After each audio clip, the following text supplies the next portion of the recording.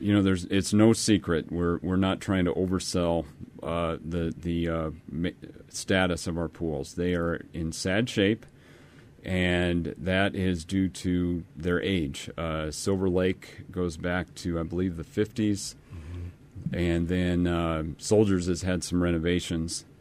But it's kind of funny as I look at the expenses and the maintenance we're doing on them. They're not behaving the way they should. Soldiers tends to give us more maintenance issues than Silver Lake. It has the newer equipment and everything. So, and I think a lot of that is, the stuff behind the scenes. The pump house did probably not get the updates it needed during the renovations. Do you have any, like say somebody comes in and says, why don't we just build 2 new pools, for example? Make one maybe more of a swimming pool and the other more of a family type, or have, wading pools and sprinklers and all that stuff. Is there any estimate at all, Paul, what that might cost? We don't have cost estimates. We are going through a master planning process that I'm glad you mentioned that. It addresses at a very high level what we're going to do with our aquatics. And the feedback and just our professional look and the consultants that looked at it see a need to maintain some lap swimming, and we're looking at maintaining that in Soldiers. And then from there, it's there are some recommendations to go with splash pads or other aquatic features in different parts of town. Mm-hmm. And that lines up with the feedback I receive all the time, especially at the beginning of summer. And the 2 summers I've been here now, I kind of get the same series of calls, and it tends to be from people who have moved in. Mm-hmm. Where's the splash pads? Where are they? And we have one, if you want to call it that, but we that is really a desired feature in town, especially with young families, and that did make it on to the master planning recommendations.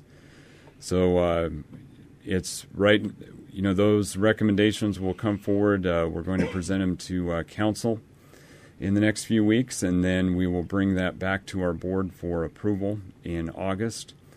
But from that point on, it's we'll have those recommendations and a game plan in front of us, but it will be up to us to work with council and look at other funding sources, but then to start, doing what it takes, the funding and looking at how we're going to do that. I mean, I just think, hear all this talk about DMC and how the city's going to be growing, and we're the 3rd largest city in the state.